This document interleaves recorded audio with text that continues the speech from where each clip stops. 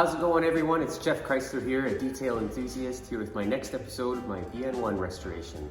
And as you can see, we have license plates. So, had a great day on Friday. It was beautiful, our last beautiful sunshiny day for another run of rain. But I took full advantage and I got the car safety certified with my provincial inspection, and then took it right to the insurance office and got my license plates, and then went on my first decently long drive, about an hour or so drive down from Sydney to my shop here in Langford. And yeah, it was a great drive. I had a great time, you know, top down, cold weather, but it was a great drive, and she performed very well. A couple things to sort out. You know, fuel gauge was not functioning properly. It's pretty common on these, and the overdrive didn't work, but you know, these are things to sort out, and well, I'm gonna get into it. Other than that, everything went really well. She performed beautifully. Now, when I got home here and shut the car off, I immediately got underneath and just looked, is anything leaking? Because these things are going through your head as you're going down the road, and immediately I noticed there was a significant drip coming from the rear seal area of the engine, where the gearbox bolts on, where the clutch is in there. And it dumped a bunch of oil within the first 5 minutes of shutting it off, and then just stopped dripping altogether. And well, I'll show you. So first of all, first thing noticed was this oil that when I pulled in and stopped, that I was watching that accumulate. It accumulated within about 5 minutes of turning things off here. And it was coming out of a gearbox engine joint, the bell housing where the clutch is. That always, because these cars have a reverse scroll seal rather than a rear oil seal, you know, when you shut things down, the oil can just drains out. And of course, being a fresh rebuilt engine, and you know, I had it full of oil right up to the max line, and I've since learned that these cars generally run somewhere between the minimum and max line is their kind of happy place, and anymore, and they'll just squirt it out as this did, and that all drained out, and then it stopped, and now it's not dripping anymore. So it's interesting. But so we'll keep an eye on that anyway. Hopefully that does not continue, and we'll keep an eye on the oil level, obviously. So you can see the oil that I lost, because I was right up to the max fill line, and that's where it sits now. And like I say, I watched, I think, the majority of that come out when we shut the engine off at the end of it. So I'll just keep an eye on it and watch what happens. So just to show you, now that the car's sat overnight, I checked the oil again this morning, and it's actually right at the max line. So I had it somewhat overfilled before, and it spit it out. So that's reassuring. Yeah. So next I checked coolant, and I find if I just stick a finger in, if I can get the tip of my fingertip wet, that's a good line, and that's right where it was. You know, we've lost no coolant, and that's good. It's not burning, and it's not leaking, so that's excellent. That's what you want right there. Okay, so just getting into her regular service attentions. You know, she's gone for her first good hour-long run, and so I'm just checking over everything. Like I say, we're breaking in a brand new engine here, brand new rebuilt everything, gearbox, brake system, rear end. So we want to go through everything with a fine-tooth comb and make sure everything's performing as it should. And you know, and all of these attentions, you know, it's all covered in the workshop manual in detail, and so really easy to follow. And you know, any Healey owner who's got a newly restored Healey knows you got to go through this stuff, and you'll be glad you did. So I've just pulled all the plugs, and they're doing all right. They're, you know, it's running as it should. You want these to run a bit rich generally. They're just happier that way. Because if they run hot, things go wrong. So a little bit rich is a little gentler to the car, I think, and they're just happier running that way. So yeah, these are okay. I could make it even a bit richer, because you can see that's showing all the signs of being pretty hot there. But anyway, with each plug, I'm going through and you know, cleaning the points and then readjusting the gap and then put it back in. So fan belt, to check its tension, obviously it's got to be doing its job. And you should be able to move it laterally up and down about 1/2 inch each way. So if you pull it up 1/2 inch, push it down 1/2 inch, that's what she's got. So yeah, you want to be careful not to over tighten that fan belt, because you'll burn out this generator really easily. It's those bearings are vulnerable. And of course, I'm going to recheck my contact breaker point. So I've popped the distributor cap off, and I'm just going to you know, put the car in 3rd gear and rock it to open those points, and I can just clean it up with a little bit of emery cloth. And otherwise, everything's looking pretty good. Everything's nice and clean, the rotor, yeah. So adjust and reset the points for about 14 thou, and good to go.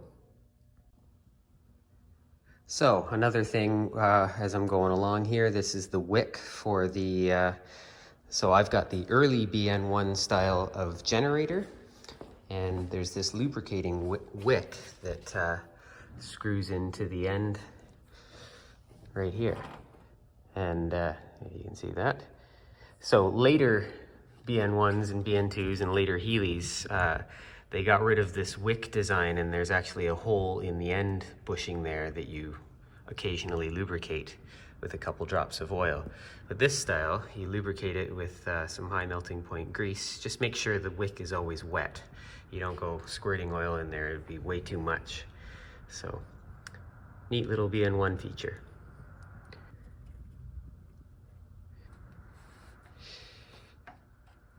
That's where it stops. So, another thing I'm doing here is, now that she's at her first, you know, hour-long run, got up to temperature, I'm going around and re-torquing all of the head studs, and I'm gonna readjust all of the valves, just make sure they're still where they need to be. And we'll check the carburetor dash pots. They should be right up to the bottom, to the top of that inner ring that you see there. And they're pretty good. So these you top off with the 20 weight, the SU oil. Here's this little SU container. I got these through Moss Motors, and it's the proper like 20 weight oil for these carburetor dash pots. But the only other places on the car that you use this oil is, well, for the distributor,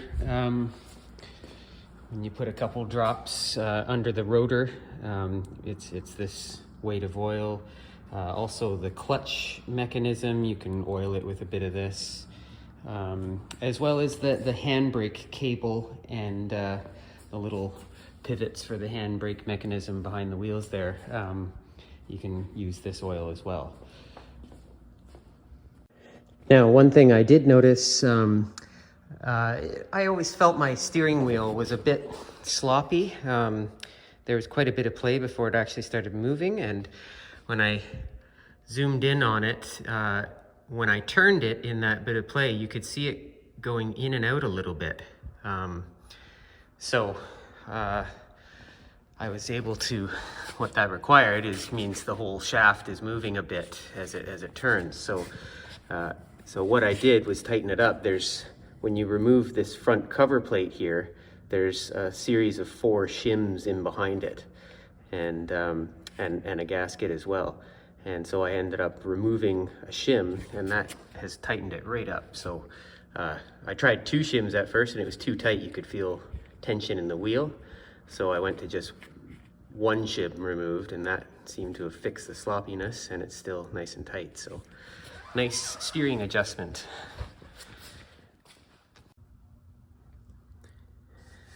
So clutch pedal adjustment. You can see I'm looking at the underside of the clutch pedal, so the pedal's actually on the other side of the wall here.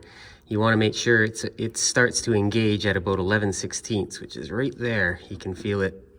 That's where it hits the springs, and I can't pull it easily anymore. So that's adjusted to where it should be. So another thing I'm checking here is I've just taken the side cover off of the front of the tunnel, and there is the access plug for the gearbox and overdrive oil. So it should be filled up right up to the bottom of the plug here. So just gonna unscrew it. I've already loosened it off with a socket. There's the plug, and yeah, kind of hard to see, but it could actually use a bit more in there. Yeah, this thing was leaking from that switch for quite a while, for like 7 or 8 months. And I will say that yesterday, driving it home, the one issue I had was that the overdrive didn't work.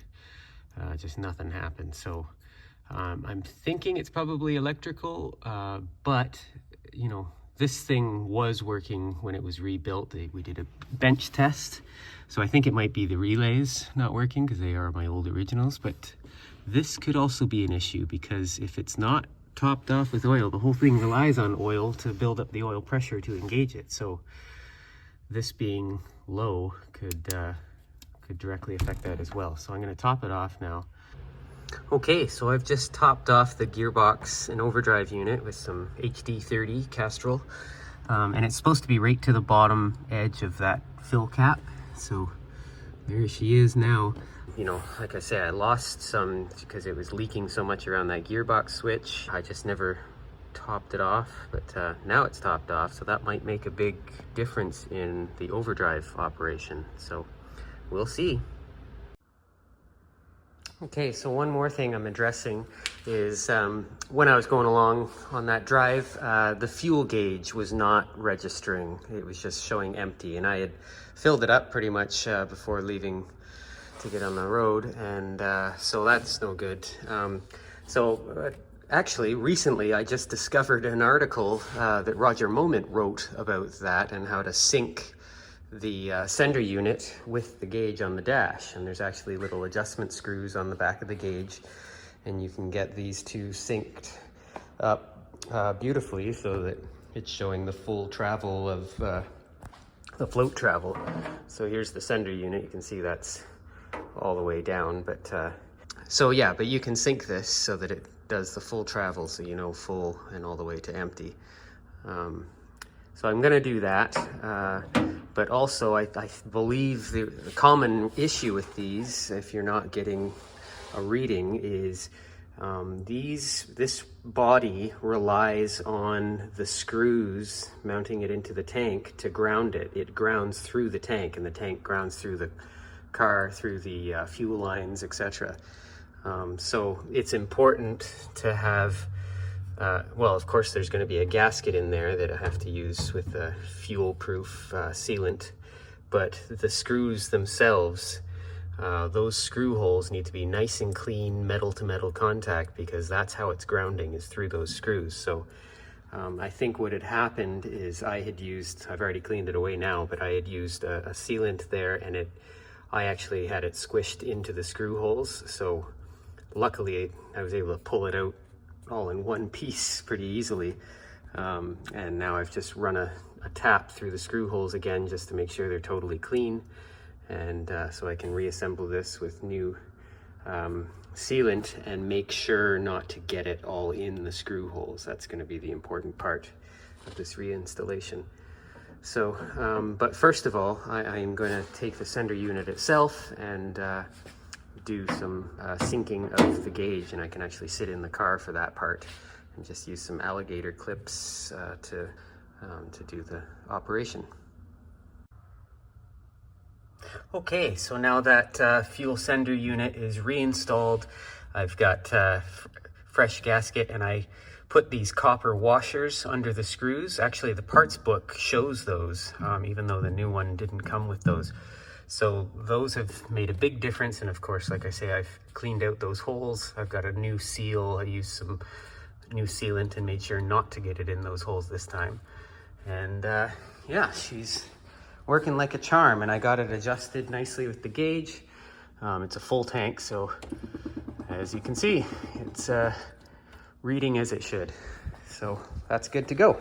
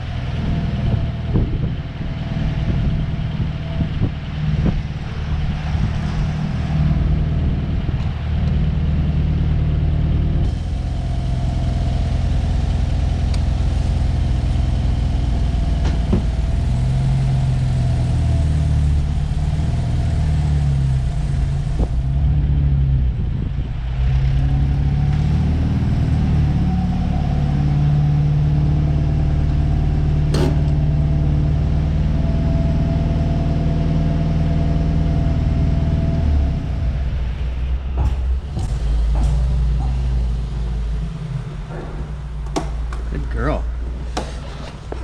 Beautiful. Okay, so that was a good run. As you can see, if you notice, the overdrive still did not engage. So it is something electrical. I was hoping that just topping off the oil there was gonna solve the issue, but it didn't. So no problem. We've got lots of things we can check with those relays on the firewall. We can start testing those and test all the switches, just see which one's not working. Okay, I've just been working through, you can see in the factory workshop manual again, which everyone should have one. These are essential for an Austin Healey owner. Yeah, just tracing defects in the two relay system of the overdrive, and there's step-by-step different checks you can do to isolate which switch is not functioning properly. Of course, you've got this two relay system on a BN1, R1 and R2, and I've just basically figured out that R1 is not functioning as it should. And you just take a piece of wire, and with the ignition switch on and the gearbox in top gear, if I short out these two with this wire, you'll hear the overdrive engage. And likewise, if I short out those two on the R2, the overdrive should engage. And if it doesn't engage, it shows that this one's not working. So that seems to be the case. I may actually end up just getting a pair of them together, just because they'll be the same finish and look, and just who knows. They are my original ones, so yeah, but at least I figured that out. So it seems to be the relays, which I kind of thought it might be.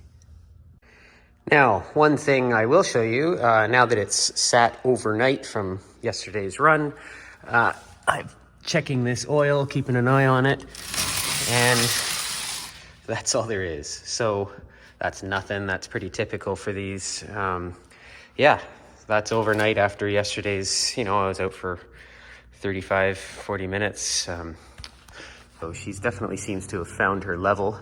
No more huge amounts. And yeah, the oil level seems to be topped off at full, both the gearbox and the engine. So that's good. I can live with that. And fuel gauge is working. Everything was working really nicely, so pretty happy about that. Yeah, so I'll end this video here. She's got her license plates, she's on the road, she's running really well. Lots of little things to diagnose. Well, overdrive, that's about it at this point, but we'll get there. Really happy to be on the road and driving, so just in time for the spring season. It's right around the corner, so we'll get lots of miles on her and get her all sorted out. So with this restoration fairly complete as it is, I'm now at the point I can go back through all of my restoration photos and put together, before and after pics. So I'm going to leave you with some of my favorite before and after pics of this restoration. Until next time, I'm Geoff Chrysler, a detail enthusiast. This is my BN1 restoration. We'll see you again.